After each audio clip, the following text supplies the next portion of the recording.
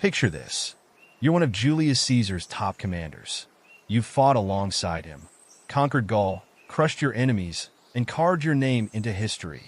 But then something changes. You and Caesar? Enemies. That's the story of Titus Labienus, a Roman general whose loyalty took some very unexpected turns. Titus Labienus isn't a name you hear often, but he was Caesar's right-hand man. Today, we're uncovering the story of a man who went from hero to turncoat in one of history's greatest betrayals. Labienus was born around 100 BCE in Picenum, a region in central Italy. He wasn't born into the highest social class, but he was ambitious. He joined the Roman army and quickly proved himself to be fearless and a skilled fighter. His military prowess caught the eye of a rising politician named Julius Caesar, and soon Labienus became part of Caesar's inner circle. Let's fast forward to one of Rome's most epic military campaigns, the Gallic Wars. Caesar, as governor of Gaul, was tasked with conquering the fiercely independent tribes there, and Labienus was by his side every step of the way.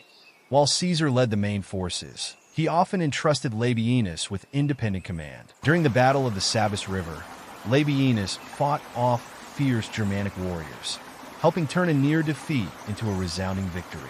That's how important Labienus was. After nearly a decade of bloodshed and glory in Gaul, things back in Rome were starting to get complicated. Caesar's enemies were growing more powerful, and the Senate was getting nervous about Caesar's popularity and ambition. Tensions were high, and a civil war seemed inevitable. Labienus was stuck in the middle.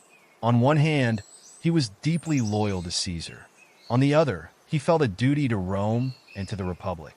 In 49 BCE, Caesar crossed the Rubicon, a clear act of rebellion against the Roman Senate. Caesar's march on Rome marked the beginning of civil war, and it forced everyone to choose a side. Labienus shockingly chose Pompey.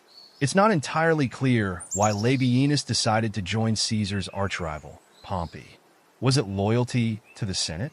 Disapproval of Caesar's power grab? We may never know for sure. Caesar was stunned when he heard of Labienus' defection. He even reportedly said, "The Republic has taken away my lieutenant." It wasn't just a betrayal, it was personal. One of their biggest confrontations was at the Battle of Pharsalus. Labienus, now one of Pompey's generals, led his men with a vengeance. But, as history would have it, Caesar emerged victorious, and Pompey's forces were crushed. After Pharsalus, Labienus fled to North Africa with other Pompeian loyalists, but he wasn't done yet.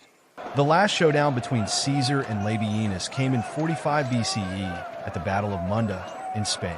This was Caesar's final battle in the Civil War, and Labienus was right there, leading the charge for the Pompeians.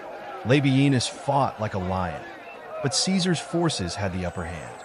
As the battle raged on, Labienus tried to rally his men, but in the heat of combat, he was killed, ending the journey of Caesar's once loyal lieutenant. Labienus' death marked the end of organized resistance against Caesar. With his passing, Caesar secured his control over Rome. So, was Labienus a hero or a traitor?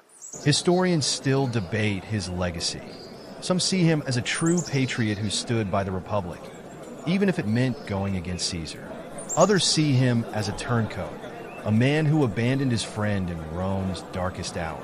One thing's for sure, Labienus' story is a testament to how complicated loyalty could be in ancient Rome.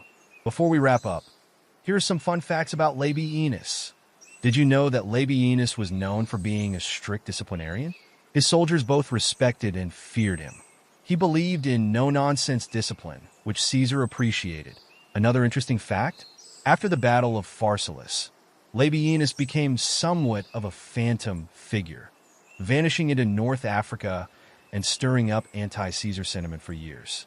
Titus Labienus might not be as famous as Caesar or Pompey, but his story adds depth to our understanding of the Roman Civil War. His life shows us that history isn't always black and white. It's full of complex people with their own values and beliefs. So, the next time you hear about Julius Caesar's triumphs, remember Titus Labienus, the loyal friend who became a fierce enemy. Thanks for joining us on this journey through the life of Titus Labienus. If you enjoyed learning about ancient Rome's lesser-known heroes, hit that like button, share, and subscribe. Until next time, keep questioning history.